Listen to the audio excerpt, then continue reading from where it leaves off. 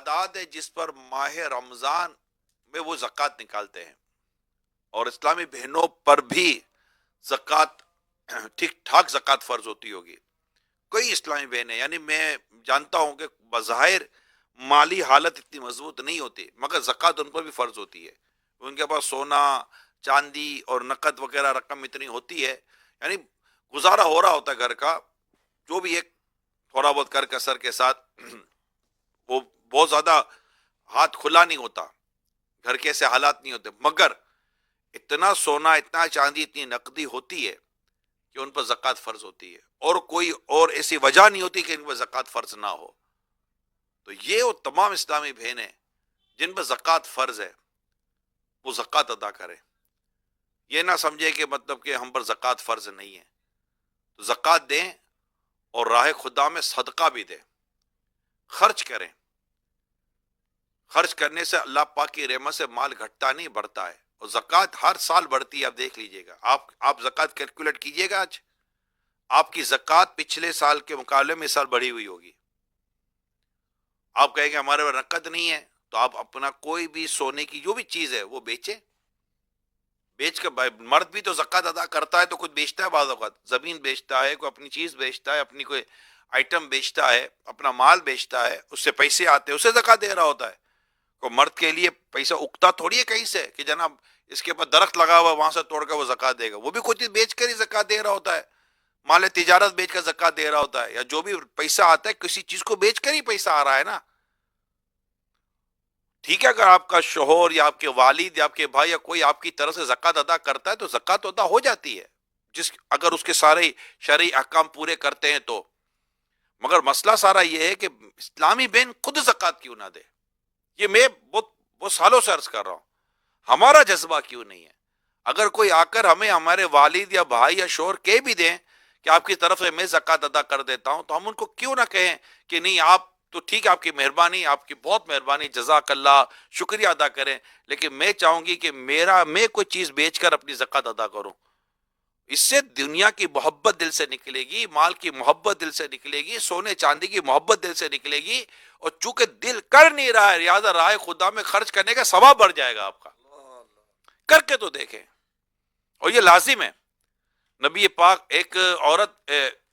پاک صلی اللہ علیہ وسلم نے ایک عورت کو دیکھا کہ ان کے ساتھ ایک بچی بھی تھی، اس کے ہاتھ میں سونے کے 2 موٹے موٹے کنگن تھے. آپ نے اسے دریافت فرمایا کیا تم اس کی زکوٰۃ ادا کرتی ہو؟ اس نے کہا نہیں. فرمایا کیا تمہیں یہ پسند ہے کہ قیامت کے دن اللہ تعالیٰ تمہیں اس کے بدلے آگ کے 2 کنگن پہنائے؟ حضرت عبداللہ بن عمر رضی اللہ تعالیٰ عنہ فرماتے اس عورت نے یہ سنتے ہی وہ کنگن اتار کر نبی پاک کی خدمت میں پیش کر دی اور کہا یہ دونوں اللہ اور اس کے رسول کے لیے ہیں. کیا انداز تھا! تو یہ ایک خرچ کرنے کا ایک جو جذبہ ہے نا، خرچ کرنے کا جذبہ، اس کی سچی بات ہی کچھ اور ہے، خرچ کرنے کا جذبہ. اور یہ بس اللہ جس کو نصیب کرے. اس کے لیے پیسے والا ہونا ضروری نہیں ہے اسلامی بہنوں، دل میں سخاوت ہونی چاہیے. آقا دو جہاں صلی اللہ علیہ وسلم کی پیاری سخاوت کا صدقہ نصیب ہو جائے. اور رمضان مبارک میں آقا کی سخاوت بڑھ جاتی تھی، یعنی آقا خود جواد ہیں. واہ کیا جود و کرم ہے شہ بتہا تیرا، نہیں سنتا ہی نہیں مانگنے والا تیرا. اور آج تک میرے آقا کی عطاؤں کا سلسلہ جاری ہے. نکالا کب کسی کو بزم فیض عام سے تو نے، نکالا کب کسی کو بزم فیض عام سے تو نے، نکالی ہے تو آنے والوں کی حسرت نکالی ہے. کہ مرادیں مل رہی ہیں شادشاہ ان کا سوالی ہے، لبوں پر التجا ہے ہاتھ میں روزے کی جالی ہے. آقا صلی اللہ علیہ وسلم کی عطائیں تو آج تک جاری ہیں. مدینہ منورہ میں حاضر ہو کر دیکھے کہ شہنشاہ کا دربار ہے، شہنشاہ کا دربار ہے، ہر طرح مانگنے والوں کی بھیڑ لگی ہوئی ہے. کیسی مہمان نوازی اور کیسی عطائیں جاری ہوتی ہے، کیسی عطائیں جاری ہوتی ہے. اللہ اللہ اللہ. اور آج دنیا کے کسی کونے میں بھی جاتا ہے، مل تو آقا کا ہی صدقہ رہا ہے نا. انما انا قاسم واللہ یعطی، میں تقسیم کرتا ہوں اللہ عطا فرماتا ہے. تو آج تک تو عطا ہو رہا ہے. اور ویسے بھی کون دیتا ہے؟ دینے کو منہ چاہیے، دینے والا ہے سچا ہمارا نبی.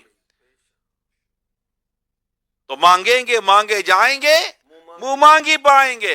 سرکار میں نہ لا ہے نہ حاجت اگر کی ہے، لبوا ہیں آنکھیں بند ہیں پھیلی ہے جھولیاں، کتنے مزے کی بھیک تیرے پاک در کی ہے۔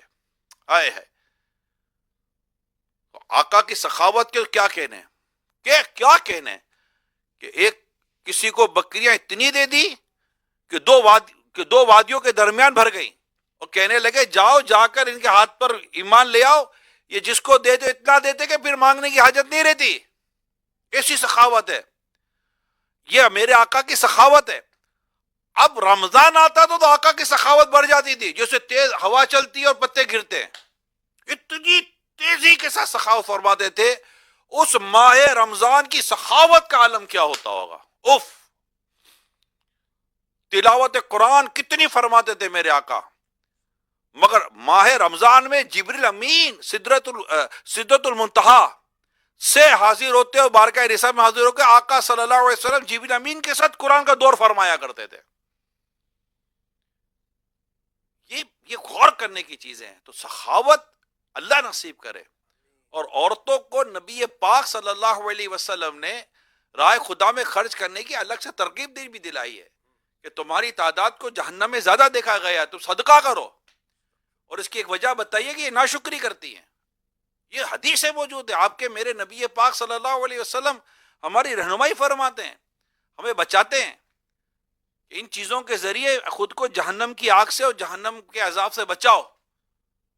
تو اسلامی بہنوں، جو جہاں دنیا بھر میں آپ جمع ہیں، اپنے اندر سخاوت پیدا کریں، راہ خدا میں خرچ کرنے کا جذبہ پیدا کریں، اور زکوٰۃ کے تعلق، زکوٰۃ تو فرض ہے، دینی ہے، تو جو بھی ہم راہ خدا میں دیں خرچ کریں، بالخصوص ان مہینوں میں، شعبان میں، رمضان میں، زکوٰۃ کے طور پر یا نفلی صدقات کے طور پر ہم دیں۔ اس کے لیے یہ ضروری ہے کہ امیر سنت نے بڑی پیاری رہنمائی فرمائی ہے کہ پہلے اپنے ضرورت مند رشتہ داروں کو تلاش کر لیں، وہ ہیں۔ ابھی کسی نے مجھ سے کہا تھا کہ یار یہ ضرورت مند کہاں سے، میں کہا ضرورت مند آپ کو نظر نہیں آتے تو بیس پہ تو سمجھ نہیں آتی، ہر جگہ ضرورت مند ہے، ایسے حالات میں ضرورت مند تو بہت ہے رشتہ داروں میں، اگر آپ کو نظر نہیں آتے تو کسی کو کہہ دے تو وہ آپ کو بتا دے گا۔ تو ان ضرورت مند رشتہ داروں کو دیں، اور جو بچ جائے دعوت اسلامی کو دیں۔ دعوت اسلامی آپ کی اپنی سنت و بھری تنظیم ہے، عشق رسول کے جام پلانے والی زبردست تنظیم ہے دعوت اسلامی، اور جو دعوت اسلامی کر رہی ہے، دعوت اسلامی کا صرف ماہانہ جو تنخواہیں سیلریز ہیں وہ 1.35 ارب کے آس پاس ہے، سیلریز تنخواہیں جو دی جاتی ہیں، کیونکہ 50,000 سے زیادہ 52,000 مور دین آل اوور دا ورلڈ بات کر رہا ہوں امپلائیز ہیں، ملازم ہیں، اس میں اسلامی بہنوں کی بھی ہزاروں کی تعداد ہے، اسلامی بھائی بھی ہیں، اور یہ پوری سارے اتنی مساجد، آپ کہے کہ روز کی 2 مساجد کی ایوریج ہے تو 600-700 مساجد اگر دعوت اسلامی بنا لے گی تو 600-700 امام تو چاہیے ہوں گے، مؤذن تو چاہیے ہوں گے۔